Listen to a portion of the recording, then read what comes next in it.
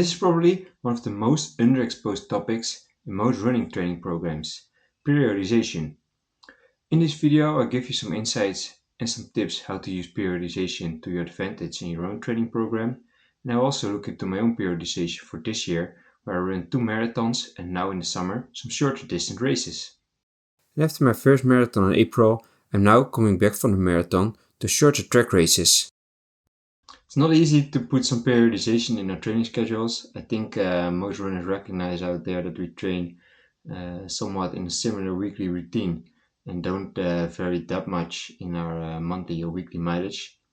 However, there can be some benefit in, for example, putting some effort in building a really solid aerobic base and stretching your mileage up for 2 or 3 months. Then afterwards focusing on more speed and tempo work. To really optimize your periodization, you also need to set long-term goals to structure your training program towards them to be able to peak perform on race day. Well, what is periodization exactly? It is an approach where you distinctly mark different phases in a structured training program, and in each phase you focus on different characteristics of your training and different goals you want to achieve. You can mainly play with your total monthly or weekly running volume and also the volume of your intensity, so the volume of your workouts in your schedule. My own drawing ain't great, but it will suit the explanation. First, you have the base phase, where you focus on building your aerobic endurance and establishing a strong mileage base. Training focuses on the long, steady runs and moderate intensity with a lot of easy runs and some cross training. Then you have the specific phase, which focuses on developing strength, speed and stamina. Training shifts somewhat more to additional tempo runs, hill workouts and interval training. Then you have the pre-competition phase, which focuses on sharpening race-specific skills and achieving peak fitness. You will do a lot more race-based specific workouts, reducing the total volume towards your race already. Then you have the taper phase, which focuses on reducing your training volume to allow full recovery and freshness for race day. You still do some shorter race-based workouts with emphasis on rest and recovery. And last, you have of course your race.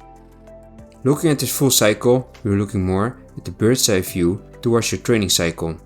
This full cycle is called the macro cycle. In a period of several weeks, you can also take periodization to your advantage when we look at the shorter cycle. We call it the micro cycle. It might be beneficial to add some weeks with more recovery into your schedule as well, to let the body absorb and recover from the previous harder training weeks. Here you see a cycle where every 5th week the volume is slightly decreased. This way you can train more efficient and stay injury free for the long term. I use this approach also for my own athletes that I coach, and a down week can also be a taper week where you recover more towards a race. So what are the main benefits of periodization? First, maybe most important, is that you can peak perform on your race day to align different training phases where you gradually increase the intensity or your race-based intensity towards the race. And this also works the other way around with volume taper in the last period and decrease the volume a bit more towards your race to become fresh on race day. The second important aspect is the variety in your training. Periodization brings this variety in your training schedule, which also prevents boredom or stagnation in progress. You also become a more all-round runner, which comes down to the next benefit as well. Which is the third benefit, is that you make specific adaptations. Those specific adaptations can be gained because you focus for a certain period of time on one physiological adaptation. For example, when you want to increase your aerobic capacity in the base building phase, you run more mileage. Towards the racing season, you, for example, focus more on speed work and trying to increase your anaerobic power. And last, maybe the most important benefit, is to reduce the risk on an injury. Because if you look, for example, at the microcyclist that I showed you before, You also take into account some periods of recovery in your periodization. This makes your running progress also more continuous without having a lot of injuries.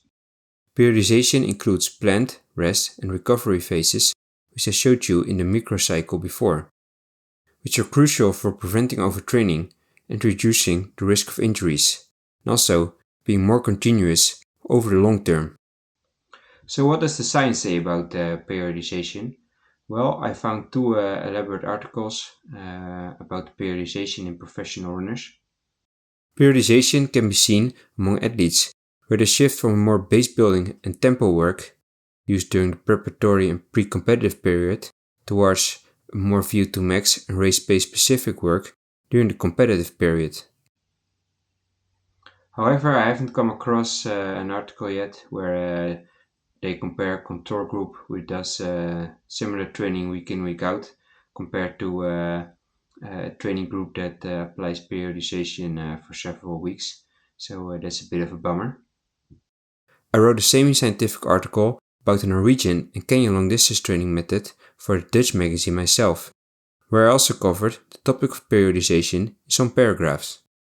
Let's have a look at how my own periodization looks like this year. It's good to mention that there's no standard menu for how to apply periodization in a training schedule.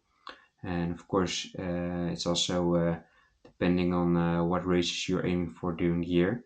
My own periodization looks a bit like this. I will do more volume towards my marathon in both the start of this year and in the summer, mainly to build and stretch my aerobic capacity further. Then, after my first marathon, I started to focus on some shorter distance races right now, with more focus on speed work and VO2 max efforts. You also see that the race pace specific amount already increases in the months and weeks before my longer distance races, with more threshold and longer tempo efforts. In the fall, I'll race a half and full marathon again, and I won't focus on that much speed work. I hope this video gave you some insight in how periodization can benefit your own training program and how you can apply it into your own training program. And as always, if you still go out there today, have fun and get on the run.